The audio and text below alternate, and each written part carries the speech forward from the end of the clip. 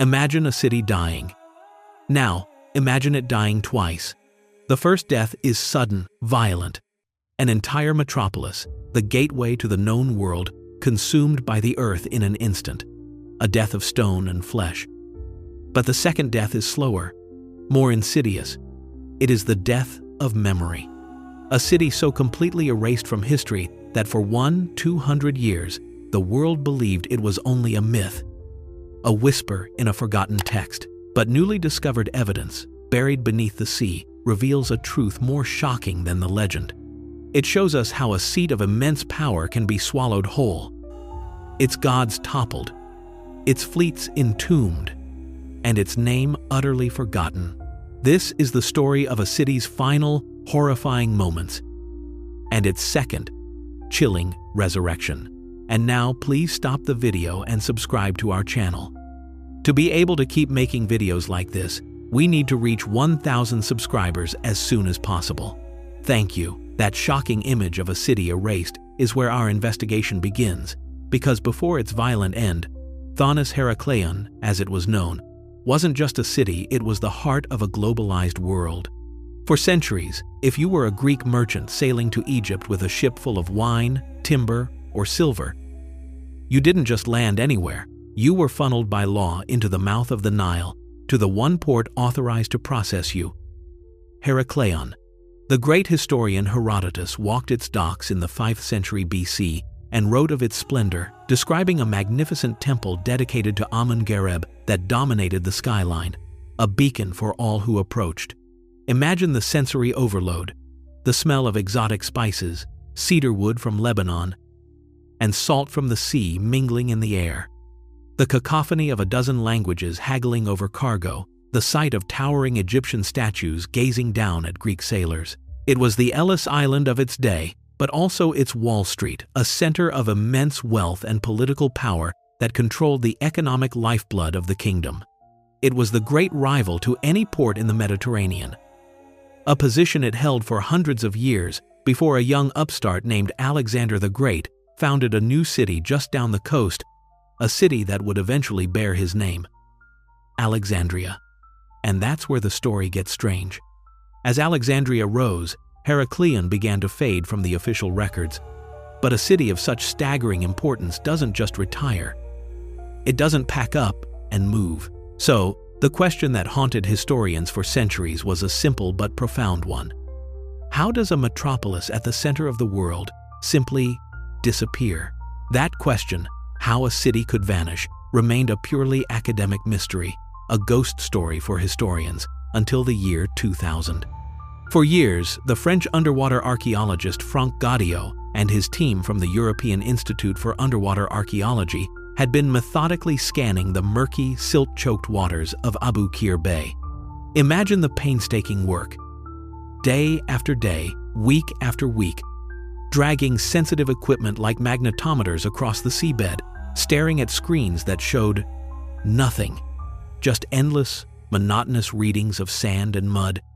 It's a process of immense patience, punctuated by constant disappointment. Most of their hits were modern debris, sunken fishing boats, junk. But then, it happened. A massive, inexplicable anomaly appeared on their screens. A magnetic signature so large and complex, it couldn't be a shipwreck or a geological feature. It was something else. A diver was sent down to investigate, descending into the cold green twilight of the bay, his light cutting a nervous beam through the suspended silt.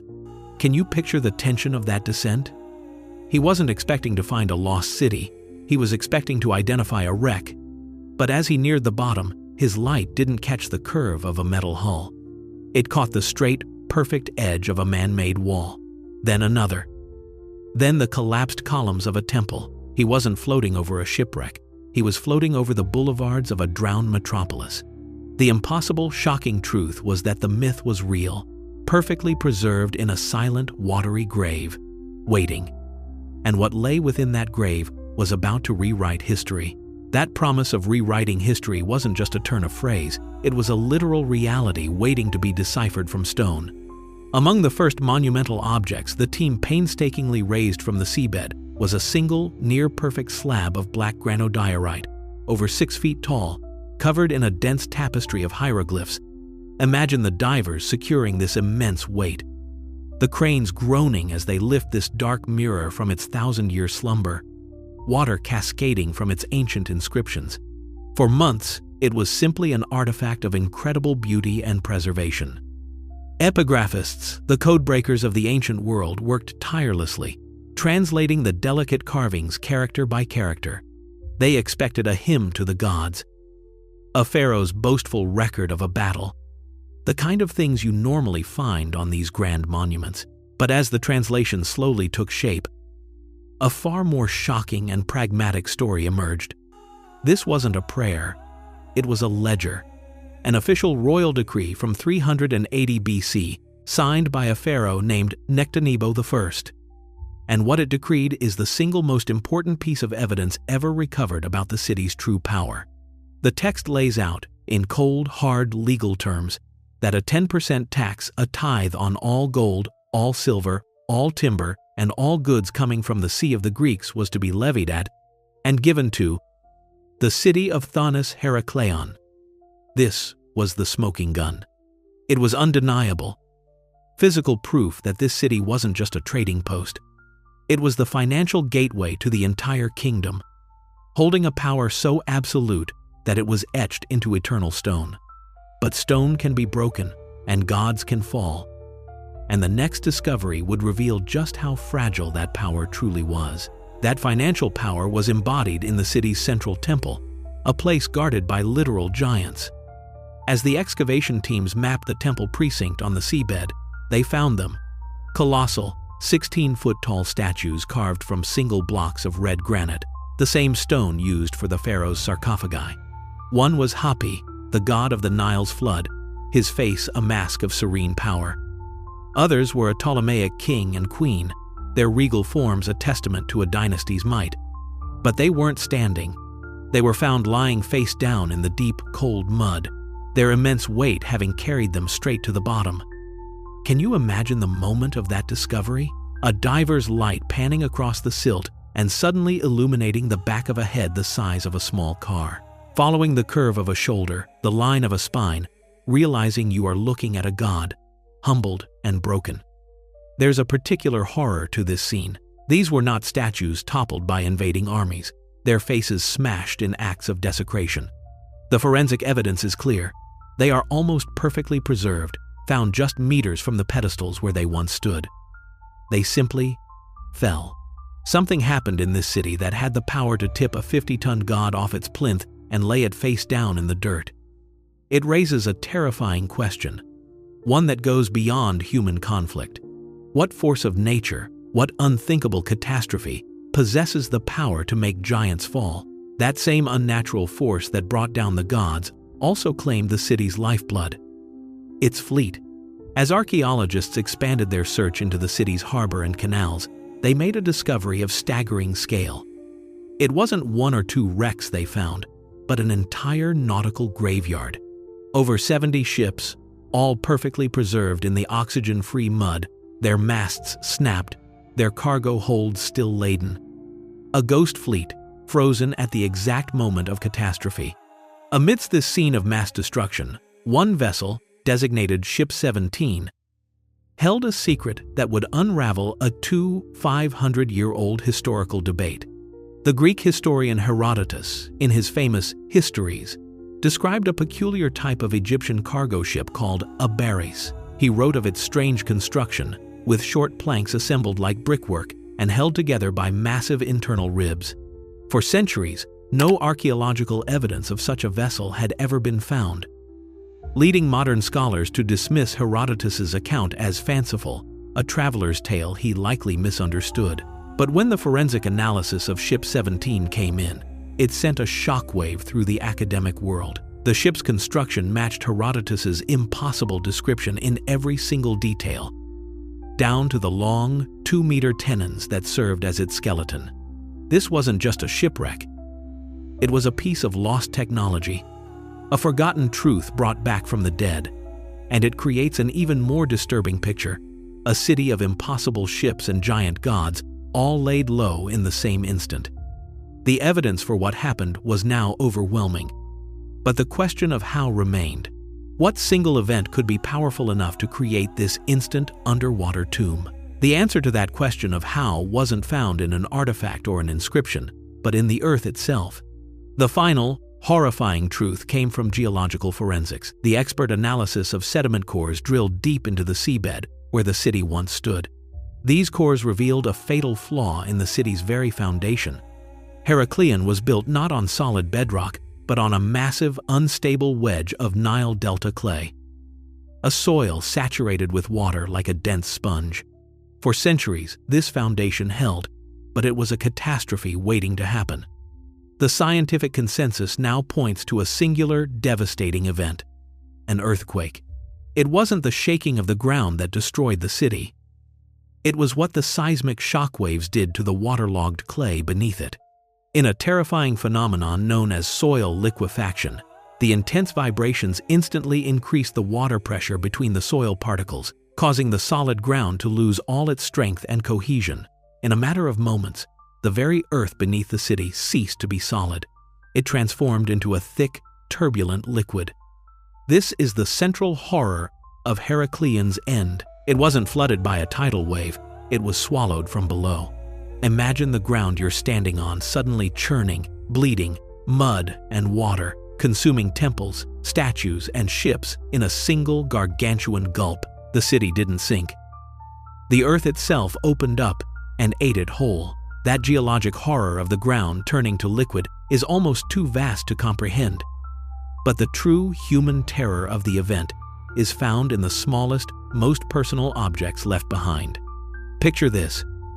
In the ruins of a home, archaeologists find a handful of pristine gold coins, their shine untouched by the centuries, as if they were dropped from a purse in a moment of frantic escape. In the temple precinct, they discovered delicate bronze ladles and incense burners, left exactly where a priest would have set them down, suggesting a sacred ritual was violently and instantly cut short. These aren't just artifacts. They are frozen moments of human life, snapshots of the instant the world came to an end. There are no diaries, no written accounts of the final moments, but you don't need them. The evidence implies a psychological terror that is almost unimaginable. Try to grasp the sheer, primal fear of the ground beneath your feet. The one constant in your entire existence suddenly ceasing to be solid. The utter panic of feeling the earth itself give way, turning to a churning slurry that consumes everything you have ever known.